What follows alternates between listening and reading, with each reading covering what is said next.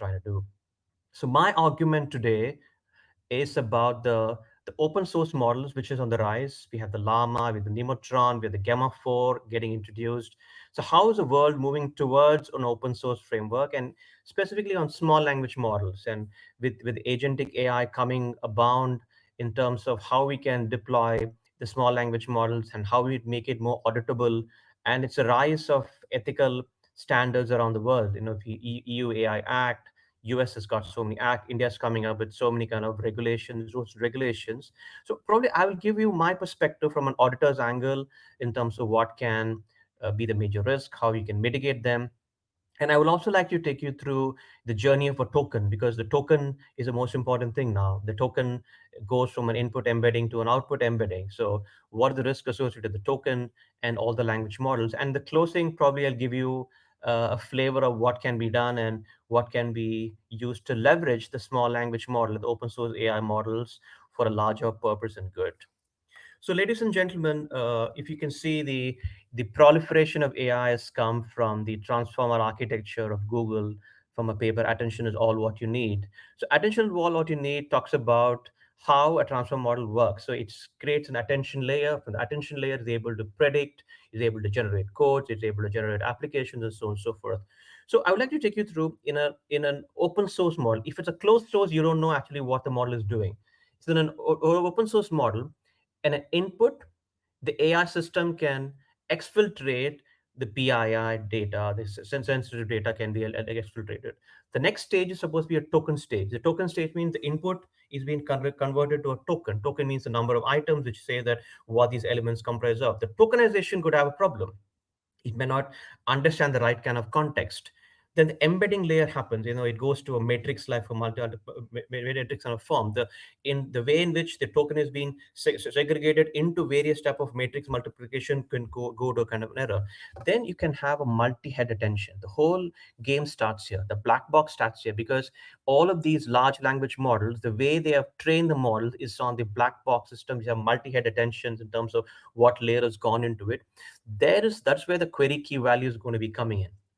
So every stage of the model, then the output comes, then the model also gives you a kind of rationalization of the whole thing. Then there is a feed forward neural network which rationalizes the whole thing. Then there's output happening. So almost about 7 to 8 stage of various type of iteration, a kind of probabilistic determination is happening in a transform architecture.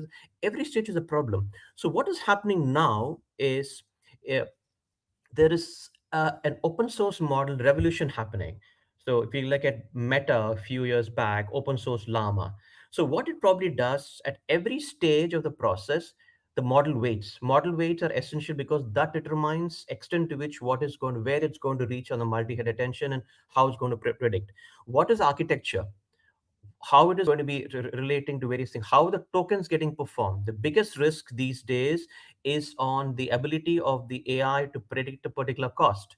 If you look at Microsoft, Claude, we have been hearing in the news that all of the companies are exploding the budgets of the first quarter. So how a token is getting priced, how the token is getting go, the architecture point of view, what type of data the model has been trained on. See, this is also a black box. So we call an API from OpenAI or a Claude or a Gemini, and we just use the entire thing. So you don't know what sort of data has been trained on. You got to make it more specific. What is happening these days is a kind of explosion of the open source models. But I've been closely tracking the kind of Nemotron school of models. There's a visual language model which is open sourced. There's a nano model which is open source.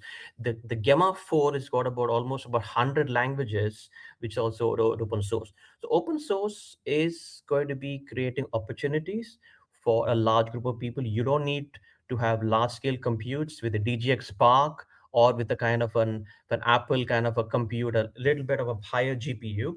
The revolution is happening. I don't need a large language model. I can have a smaller compute, and with a small language model, I can generate applications. I can generate my whole host of things, which will be more specific. So I've been fascinated with probably Nemotron 2B, or if you look at 5.4, which is my Microsoft model, which is very heavy. It's very heavy in terms of a particular use case, which can generate it very well. So that is going to be helping us in the agentic AI era.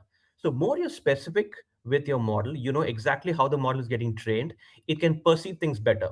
So you also know how the model is deciding. You can ensure that the confidential information is not taken. You can particularly have, so you can, when you're either the product services offering to a client, you can ensure that your ethical standards are very high.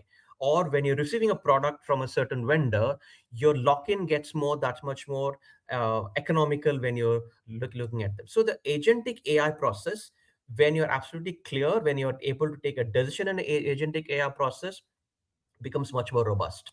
So going forward, what happens is your ability to identify the reasons why a model takes a certain decision, identify what the data you've been trained in terms of the RAG architecture, and specifically the world is also moving from a open source to a on-prem to an edge kind of deployment. So anyone with a reasonable computer can create AI models which is auditable, explainable, ethically managed, and on a device which can be either used for a certain purpose to manage the sovereignty of the data, which is also to manage the cost. You're actually in complete control of the cost, and you can be sure that your data doesn't leave your system. It could be a client data, it could be a healthcare kind of information, it could be banking sector information, or the wealth management kind of information. So all of this can be controlled using an open source AI kind of a model.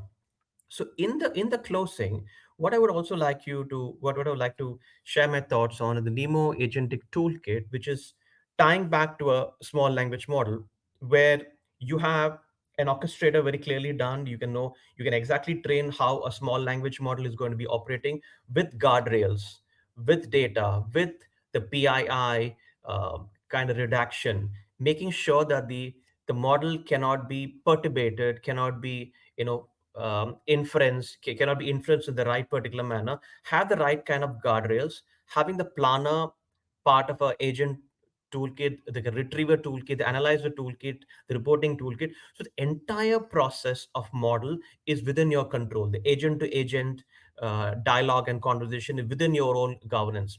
So at the end, if you have a model, you know exactly what model is being used, and you know exactly what sort of parameters are being used to train your model, what are your weights of a particular model, you know exactly what API is being called, which went wrong, which did not do it correctly in terms of eval, which can be done, which agent took the major decision using a small language model, what data was retrieved, how old is the data, what tool was called, how much it costed you, was it compliant, can it be produced again? What are the KV caching? Can it be audited?